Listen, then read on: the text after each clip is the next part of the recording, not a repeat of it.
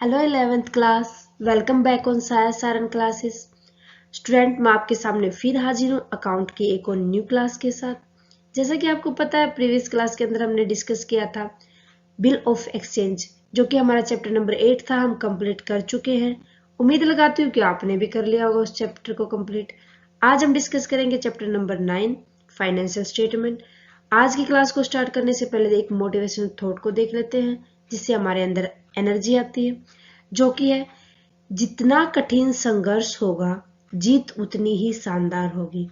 Means देखो, कठिन संघर्ष का मतलब यहाँ पर हो जाएगा जितनी ज्यादा अगर हम मेहनत करेंगे ना, जितनी हमें हमारी मेहनत के टाइम पर मुश्किलें आएंगी, उनसे जो हमारे पास फाइनली रिजल्ट आएगा वो बहुत ही अच्छा होगा, उतना ही शानदार होगी हमारी जीत। तो हमें खुलकर मेहनत करनी चाहिए। जितना भी संघर्ष आए, जितनी भी कठोरता आए, कठिनाइयां आए, वो सारी की सारी हमें हंसकर झेलनी चाहिए। उससे जो रिजल्ट मिलेगा ना, उससे हमें जो संतुष्टि मिलेगी वो अलग ही होगी। सो इसी उम्मीद के साथ हम करते हैं आज की क्लास स्टार्ट हमारी। सो 11th क्लास, आज हम डिस्कस करेंगे चैप्टर नंबर 9 को, फाइनेंशियल स्टेटमेंट। आज की क्लास रहेगी मीनिंग और ऑब्जेक्टिव के ऊपर कि फाइनेंशियल स्टेटमेंट होती क्या है, कौन कौन से इसके अंदर अकाउंट तैयार किए जाते हैं, एंड फाइनेंशियल स्टेटमेंट तैयार करने का उद्देश्य क्या होता है। सो करते हैं आज की क्लास स्टार्ट। अगर मैं बात करूं स्टूडेंट फाइनेंशियल स्टेटमेंट की, तो फाइनेंशियल स्टेटमेंट का यहाँ पर मेन होता है कि जो स्टेटमेंट हमें ये बताए हमारे बिजनेस के अंदर कितना प्रॉफिट हुआ है, या हमारे बिजनेस को लॉस हुआ है, या कितने हमारे फाइनेंशियल पोजीशन क्या है, मींस असेट्स हमारे पास कितनी है और कितनी हमारे ऊपर लायबिलिटीज है। ये सारी की सारी बताने जो चीजें बताती है, जो स्टेटमेंट बताती है, वो हमारी फाइनेंशियल स्टेटमेंट कहलाती है। देखो, financial statement are those statement that show the profitability, means income statement. Income statement के अंदर आ जाते हैं स्टूडेंट हमारे accounts, trading account, PNL and PNL account. तो ट्रेडिंग अकाउंट से हमें पता चलता है ग्रोस प्रॉफिट का, एंड पीएनएल ग्रोस प्रॉफिट या लॉस भी हो सकता है, और पीएनएल से हमें पता चलता है नेट प्रॉफिट या नेट लॉस का। तो ये तो हो जाएगी हमारी इनकम स्टेटमेंट, जो पोजीशन प्रॉफिटेबिलिटी बताएगी, फायदा हुआ या नुकसान हुआ। उसके बाद आता है हमारे पास the financial position. Financial position means balance sheet तैयार कर लेंगे, असेट्स पता कर लेंगे कितनी है, और लायबिलिटीज देख लेंगे कितनी है, of the business at the end of accounting period. ये नहीं कि हमारा मन करेगा तभी कर लेंगे, नहीं, जब हमारा अकाउंटिंग पीरियड खत्म होगा। अकाउंटिंग पीरियड होता है हमारा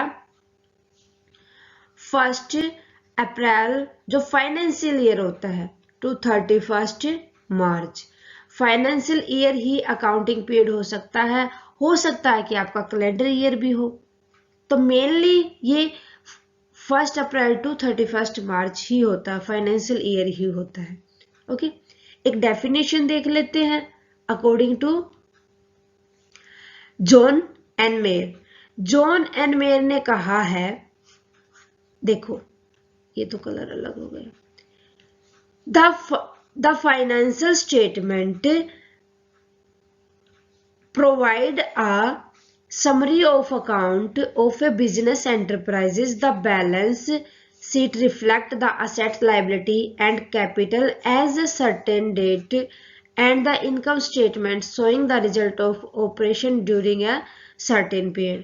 कि जॉन एंड मेयर ने क्या कहा है कि जो एक फाइनेंशियल स्टेटमेंट होती है वो हमें प्रोवाइड करके चलती है कि हमारे जो बिजनेस एंटरप्राइजेज है उसकी समरी को, समरी के अंदर आ जाता है कि उस बिजनेस के पास कितनी तो असेट्स हैं, उसकी लायबिलिटीज कितनी है, उसके पास कैपिटल कितनी है, और फिर इनकम स्टेटमेंट में बताया जाता है कि रिजल्ट क्या है, जो उसने पूरा अकाउंटिंग पीरियड के अंदर जो ऑपरेशंस किए हैं उनसे प्रॉफिट हुआ है या लॉस हुआ है, प्रॉफिट हुआ है या लॉस हुआ है, ये सब बताना।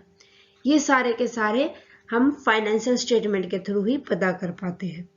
ओके, ये थी डेफिनेशन एंड मीनिंग। अब बात करते हैं कि जो फाइनेंशियल स्टेटमेंट होती है उसके अंदर कौन कौन से स्टेटमेंट को हम इंक्लूड करते हैं। फर्स्टली करते हैं हम इनकम स्टेटमेंट, जिसके अंदर ट्रेडिंग एंड P&L अकाउंट होता है। जो ट्रेडिंग अकाउंट तो हमें बताता है ग्रोस प्रॉफिट और लॉस, और P&L अकाउंट बताता है कि कितना नेट प्रॉफिट हुआ और कितना नेट लॉस हुआ एक अकाउंटिंग पीरियड में। उसके बाद statement of financial position, balance sheet तैयार करते हैं। बैलेंस शीट से हमें पता चलता है कि हमारे बिजनेस की पोजीशन क्या है, मीन्स कितनी एसेट्स है, कितनी लाइबिलिटीज है और कितनी कैपिटल है एक एंटरप्राइज के पास एक पर्टिकुलर पॉइंट ऑफ टाइम में। थर्ड आता है schedule and notes forming part of balance sheet and income statement.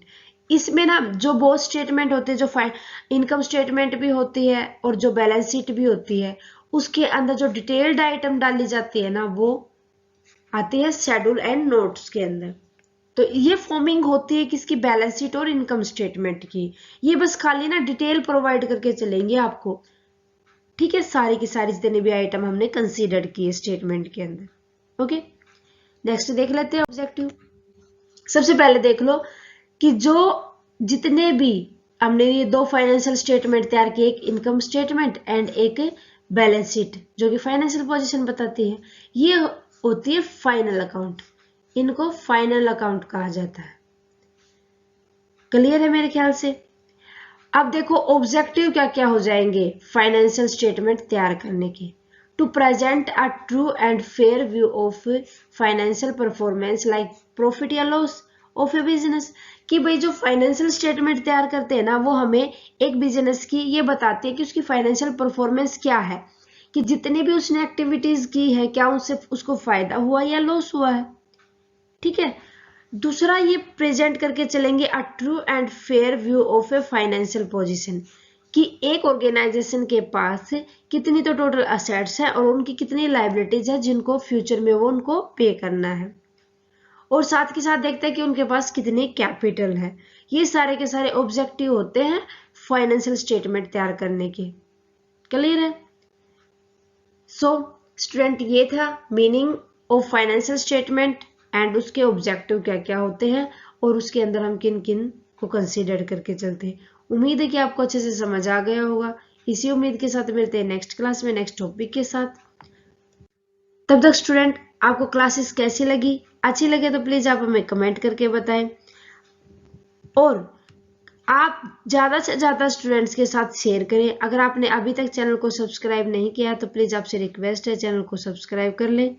और स्टूडेंट, अगर कोई भी डाउट है किसी भी पॉइंट के रिगार्डिंग तो आप हमें कमेंट करके बताएं। जितना जल्दी पॉसिबल होगा आपके लिए हम एक डाउट क्लियर क्लास रख लेंगे। सो थैंक यू स्टूडेंट, मिलते हैं नेक्स्ट क्लास में।